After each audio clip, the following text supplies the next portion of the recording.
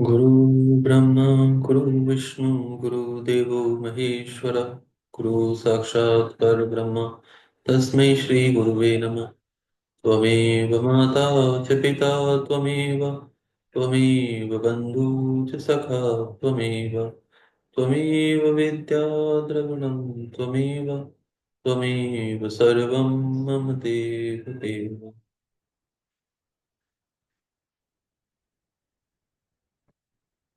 पुरुष बोले, हे ब्राह्मण, मैं कौन सा कार्य करूं?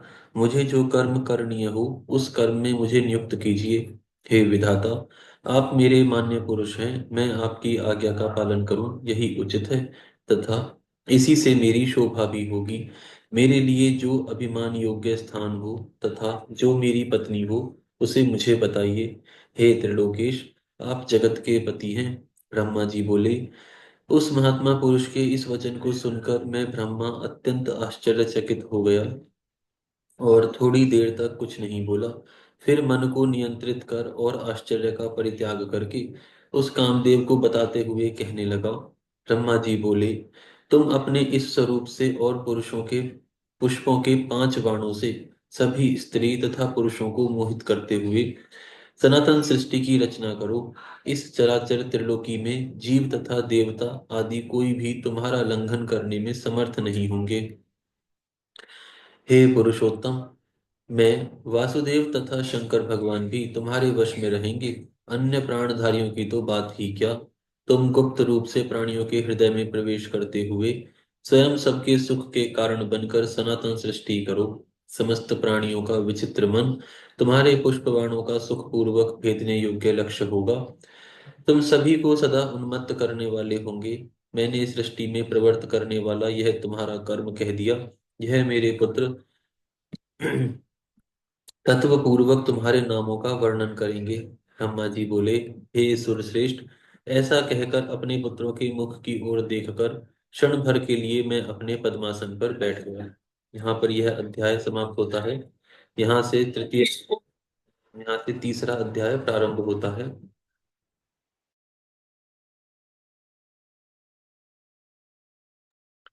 इस अध्याय में कामदेव को विविध नामों एवं वरों की प्राप्ति, काम के प्रभाव से ब्रह्मदेव तथा ऋषिगणों का मुग्ध होना, धर्म द्वारा स्तुति करने पर भगवान शिव का प्राकट्य और ब्रह्म तथा ऋषियों को समझाना, ब्रह्मा तथा ऋषियों से अग्निश्वात आदि पितृगणों की उत्पत्ति, ब्रह्मा द्वारा काम को श्राप की प्राप्ति तथा निवारण का उपाय, इन सभी का वर्णन इसमें किया गया है। ब्रह्मा जी बोले, तब मेरे अभिप्राय को जानने वाले मेरे पुत्र मरीचि आदि मुनियों ने उसके उचित नाम रखे। उन सृष्टिकर्ता दक्ष आदि ने उसका मुख देखते ही तथा उसकी अन्य चेष्टाओं से उसके समस्त चरित्र को जानकर उसे रहने का स्थान दिया तथा पत्नी भी दे दी। मेरे पुत्र मरीचि आदि ऋषियों ने एकत्रित होकर नामों का निश्चय करके उस पुरुष को नाम भी बता दिए। ऋषिगण बोले, आपने ब्रह्मा जी से उत्पन्न होते ही हम लोगों के मन को मत डाला है, इसीलिए तुम लोक में मनमथ नाम से प्रसिद्ध होगे। सभी लोकों में तुम सुंदर रूप वाले हो, आपके समान कोई भी सुंदर नहीं है। इसीलिए हे मनोभाव, काम नाम से भी आप विख्यात होगे।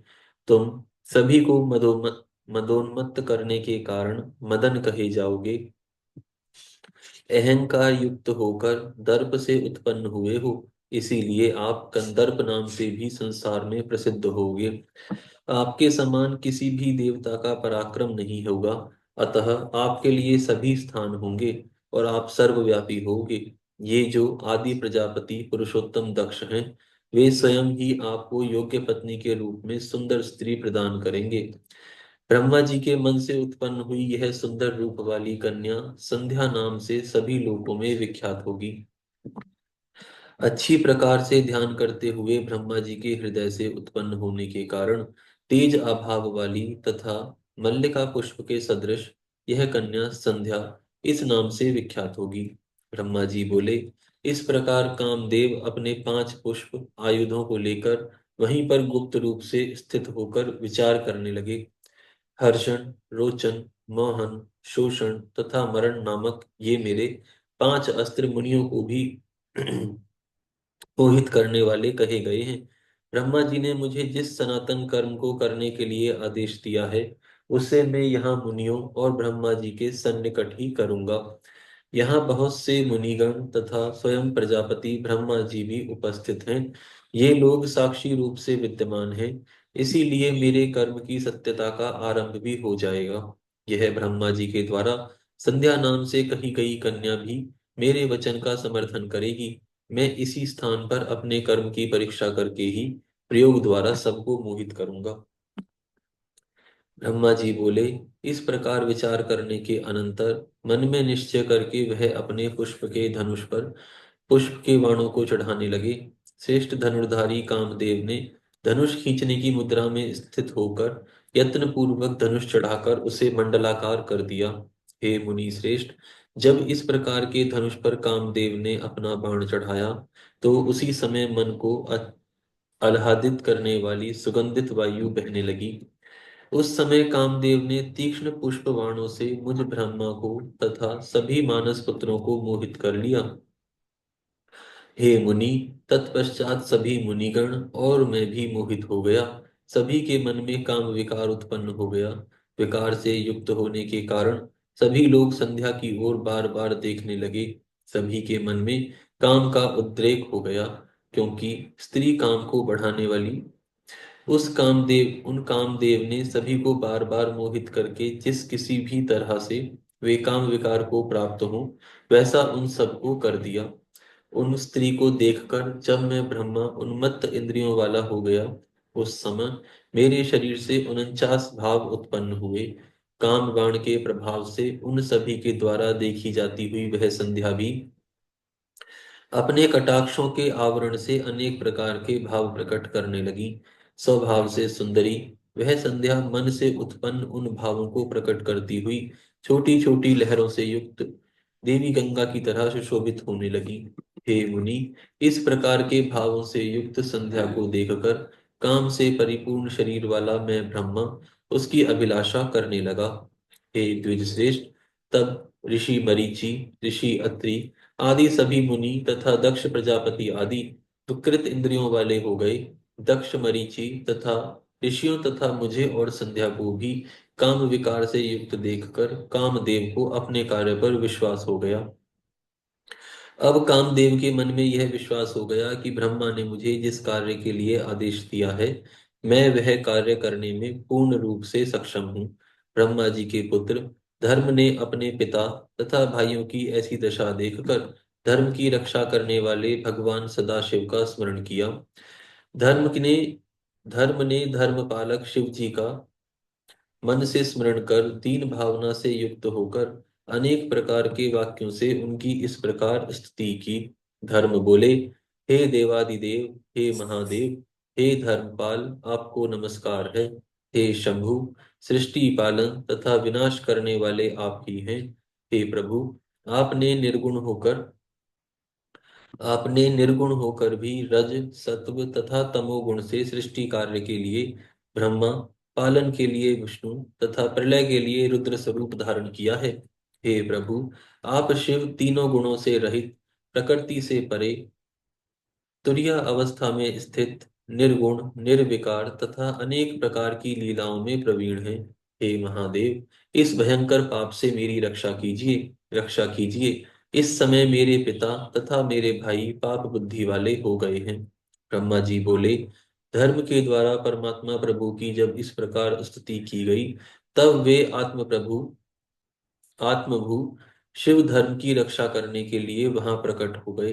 वे शंभु आकाश में स्थित होकर मुझ ब्रह्मा तथा दक्ष आदि को इस प्रकार से मोहित देखकर मन ही मन हंसने लगे। हे मुनि श्रेष्ठ, उन सबको साधुवाद देकर और बार बार हंसकर मुझे लज्जित करते हुए वे वृषभ ध्वज ऐसा कहने लगे। शिव जी बोले। हे ब्राह्मण, अपनी कन्या को देखकर आपको काम भाव कैसे उत्पन्न हो गया? वेदों के अनुसरण करने वालों के लिए यह उचित नहीं है। बुद्धिमान को चाहिए कि माता, भगिनी, भातृपत्नी तथा कन्या को समान भाव से देखें। उन्हें कदापि कुदृष्टि से न देखें। वेद मार्ग का यह सिद्धांत तो आपके मुख में स्थित है, हे विधे। सॉरी। आपने काम के उत्पन्न होते ही उसे कैसे विस्मृत कर दिया। हे चतुरानन, आपके मन में धैर्य जागरूक रहना चाहिए। आश्चर्य है कि आपने इस काम के वशीभूत हो कन्या से रमण करने के लिए इस प्रकार अपने धैर्य को नष्ट कर दिया। एकांत योगी तथा सर्वदा सूर्य भगवान का दर्शन करने वाले दक्ष, मरीचि आदि भी स्त्री में आसक्त चित्त वाले हो गए।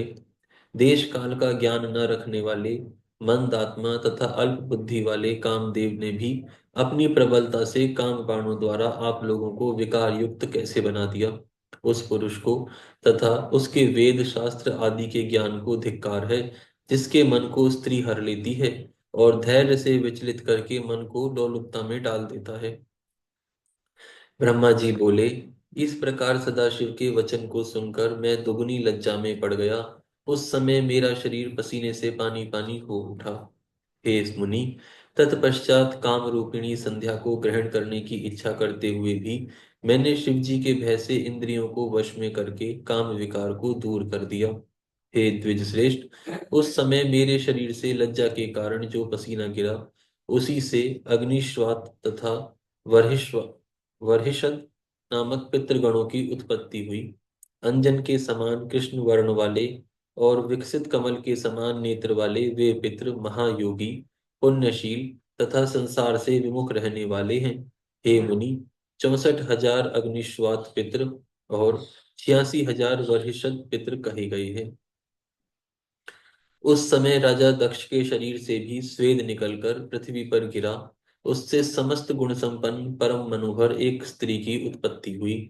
उसका शरीर सूक्ष्म था, कटि प्रदेश सम था, शरीर की रोमावली अत्यंत सूक्ष्म थी, उसके अंग कोमल तथा दांत परम सुंदर थे, और वह तपे हुए सोने के समान कांति से दीप्यमान हो रही थी। वह अपने शरीर के समस्त अवयवों से बड़ी मनोहर प्रतीत हो रही थी। तब उसका मुख कमल पूर्ण चंद्रमा के समान था। उसका नाम रति था, जो मुनियों के भी मन को मोहित करने वाली थी। क्रतु, वशिष्ठ, पुलत्स्य तथा अंगिरा को छोड़कर मरीचि आदि 6 ऋषियों ने अपनी इंद्रियों का निग्रह कर लिया। हे मुनि श्रेष्ठ, इन क्रतु आदि 4 ऋषियों का पुरुषार्थ पृथ्वी पर गिरा। उन्हीं से दूसरे पितृगणों की उत्पत्ति हुई। इन पितरों में सोमपा, आज्यपा, सुकालीन तथा हविष्मान मुख्य हैं। ये सभी पुत्र कव्य को धारण करने वाले कहे गए हैं।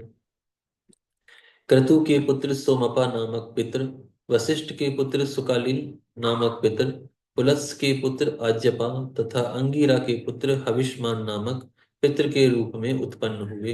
हे विपेंद्र, इस प्रकार अग्निश्वात आदि पितरों के उत्पन्न हो जाने पर पितरों के मध्य वे सभी कव्य का वहन करने वाले कव्यवाट हुए। इस प्रकार संध्या पितरों को उत्पन्न करने वाली बनकर उनकी उद्देश्य सिद्धि में लगी रहती थी। यह शिव के द्वारा देख लिए जाने के कारण दोषों से रहित तथा धर्म कर्म में परायण रहती थी। इसी बीच सदाशिव समस्त महर्षियों पर अनुग्रह करके तथा विधि पूर्वक धर्म की रक्षा कर शीघ्र ही अंतर्ध्यान हो गए। आज यहाँ विराम करते हैं, फिर कल से प्रारंभ करेंगे। हरि ओम।